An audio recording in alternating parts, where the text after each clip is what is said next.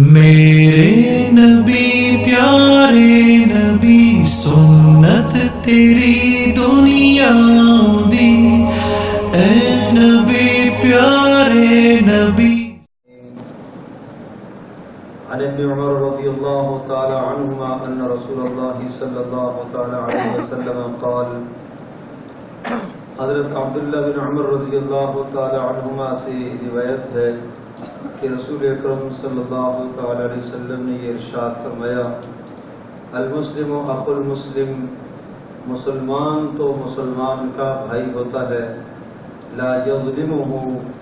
لہذا مسلمان پر زیادتی نہ کرے، ولا یسلمہ، اور نہ دوسروں کا مظلوم بننے کے لیے اپنے مسلمان بھائی کو بے یار و مددگار مدد چھوڑ دے۔ لا یظلمہ، مسلمان پر ظلم نہ کرے، ولا یسلمہ،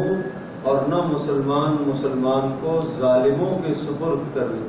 ایسا بھی نہ کرے۔ ومن کان فی حاجت اخیہ کان اللہ فی حاجتہ، اور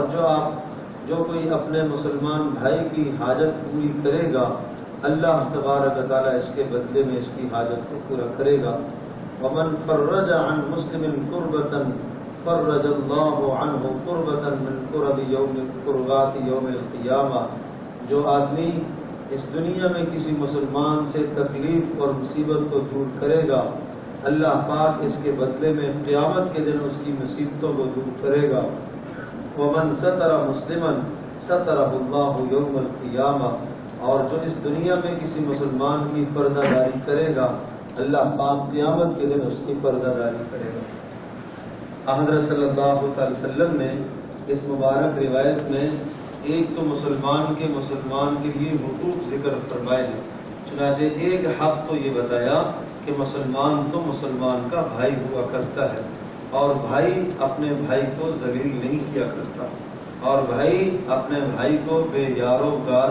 مدد نہیں چھوڑتا، بغیر مدد کے اسے نہیں چھوڑا کرتا بلکہ اس کی مدد کرتا ہے۔ اور نمبر 2، مسلمان پر زیادتی نہیں کرتا، اپنے مسلمان بھائی پر کوئی ظلم نہ کرے۔ اور نمبر 3، ولا یسلمہ، نہ اپنے مسلمان بھائی کو کسی ظالم کے سپرد کرے، یعنی کوئی ظالم اس پر زیادتی کر رہا ہو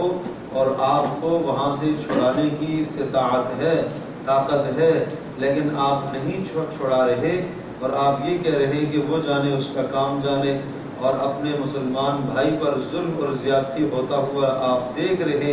آپ مدد کر سکتے ہیں پھر بھی نہیں کر رہے، اور میں مسلمان کے لیے ایسا نہیں کیا کرتا بلکہ اس کی مدد کیا کرتا ہے۔ اور مسلمان جب تک اپنے مسلمان بھائی کی ضرورت اور حاجت کو پورا کرنے کی کوشش کرتا ہے، چاہے دینی حاجت ہو، دنیاوی ہو، چاہے مالی ہو، غیر مالی حاجت ہو، اللہ تبارک و تعالیٰ اس مسلمان کی حاجت کو پورا کرنے میں لگ جاتا ہے۔ اور جو کسی مسلمان سے اس دنیا میں غم ہٹاتا ہے، ایک مقروض ہے، اس کا قرضہ آپ نے ادا کر دیا، اس کا غم ہلکا کر دیا، ایک کسی اور مصیبت میں گرفتار ہے، آپ کے 2 جملوں سے اس کو تسلی ہوئی اور اس کا غم ہلکا ہو گیا، اور میں اس کے بدلے میں اللہ پاک آپ کے قیامت کے دن غموں کو ہلکا کرے گا۔ اور کسی مسلمان کا عیب سامنے آ گیا، اس کا گناہ سامنے آ گیا، آپ نے اس پر پردہ ڈال دیا، پردہ پوشی کر دی، اس کے بدلے میں اللہ تبارک و تعالیٰ قیامت کے دن آپ کے عیبوں پر اور آپ کے گناہوں پر اللہ پاک پردہ ڈالے گا۔ اور ایک ارشاد فرمایا، ومن یسر علی معسر یسر اللہ علیہ فی الدنیا والآخرہ،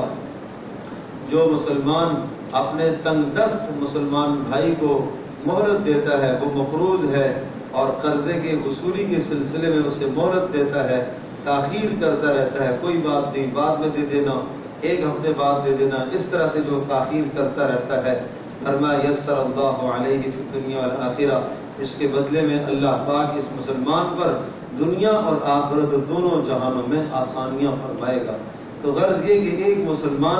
مسلمان کے لیے خیر خواہ ہوتا ہے، ایک مسلمان کے لیے بھلا سوچتا ہے، مسلمان اپنے مسلمان کو اپنے سگے بھائی کی طرح سمجھے، جس طرح سے اس کے لیے اپنی بھلائی سوچتا ہے اسی طرح سے عام مسلمان کے لیے بھی بھلائی سوچے. جس طرح سے اپنے اوپر برائی نہیں آنے دیتا اسی طرح سے کوشش کرے کہ اپنے مسلمان بھائی پر بھی کسی قسم کی برائی نہ آنے دے. اور اگر مسلمان بھائی پر کہیں ظلم اور زیادتی ہو رہی ہے تو ظلم کو روکنے کی کوشش کرے. اور اگر استطاعت کے باوجود نہیں روکتا تو پھر یہ گنہگار ہوگا. ایک حدیث پاک میں آتا ہے کہ اگر کسی مسلمان کے بارے میں